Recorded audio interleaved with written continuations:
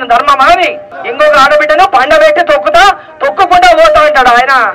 ఈ మాటలు మాట్లాడవచ్చు ఒక ముఖ్యమంత్రి. ఇక నోటికి వచ్చినట్టు రోజు మాట్లాడుతున్నాడు. ఆ భాష ఇంటే చెప్పుతో కూడా అనిపిస్తుంది ఆడవాళ్ళకి. మీరు కానీ ఇంటే మీ ఊళ్ళో ఎవరైనా వచ్చి మీకు మాట్లాడింది అనుకో, మీరు చెప్పుతో కొడతారు ఎవరైనా అట్లా మాట్లాడినోని.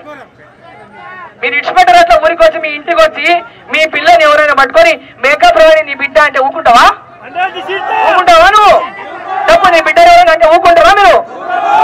ఈ రోజు రేవంత్ రెడ్డి బట్టలు వేసుకొని తిరుగుతాడా, బట్టలు ఇప్పుకొని తిరుగుతాడా? మేకప్ కాదా అది? మేకప్ కాదా అది? ఒక ఆడబిడ్డని, ఒక లక్ష్మి, ఆడబిడ్డ అంటేనే అలంకారం, స్త్రీ శక్తి, ఒక శక్తిని పట్టుకొని నువ్వు నోటికి వచ్చినట్లా మాట్లాడుతున్నావు. ఇది ధర్మం కాదు.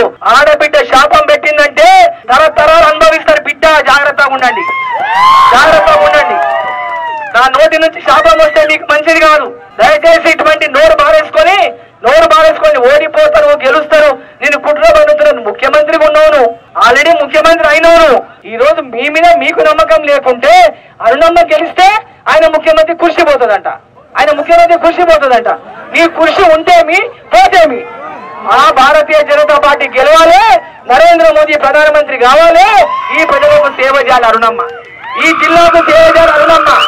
ఈ అందరికీ కూడా నరేంద్ర మోదీ ఇచ్చే ప్రతి ఫలం ప్రజలకు అందియాలంటే మీ అక్కలు చెల్లెళ్ళు అందరికీ చేతులెత్తి నమస్కారం చేసి కోరుతున్నా.